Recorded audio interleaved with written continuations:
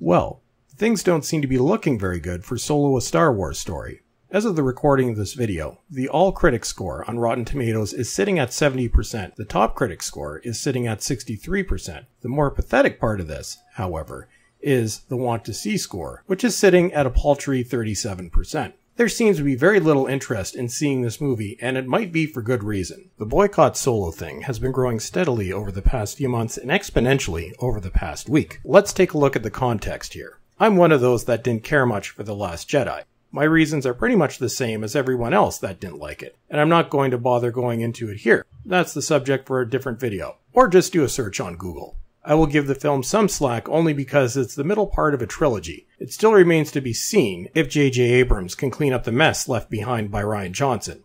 I guess we'll find out eventually, or in about a year and a half, but I'm not really holding my breath. My own level of interest in Solo was quite low from the time it was first announced. For me, Harrison Ford will always be Han Solo, and the idea that somebody else could be playing him just seemed empty. Then came the first bit of controversy, shortly after it was announced that young Han Solo would be played by Alden Ehrenreich.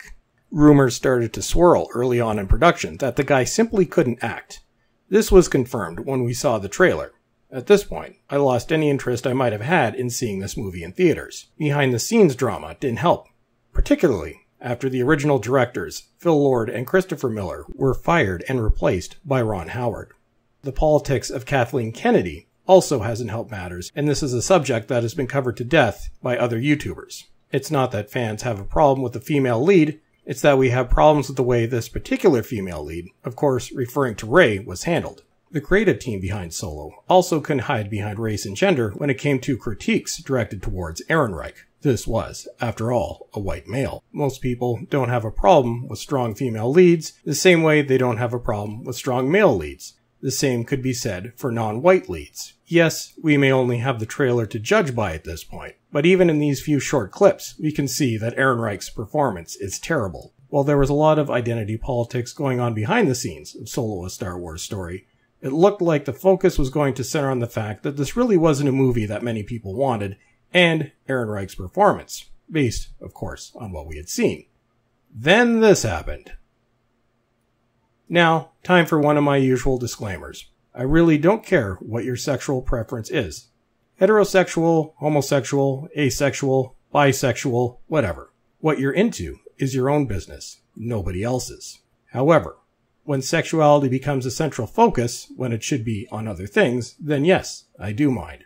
I really don't like it when well-established characters are rewritten in order to push agendas. Sadly, before this came out, most of us thought that Donald Glover's Lando Calrissian might be the film's only good aspect. Now let's look at this guy. Co-writer Jonathan Kasdan. How exactly did he get this gig? His resume isn't exactly stellar. Oh right, Daddy worked on the screenplay for some of the best movies in history, and then decided to take him on as co-writer for this train wreck. John Kasdan then decided to take his smug and unearned ego to Twitter and posted this.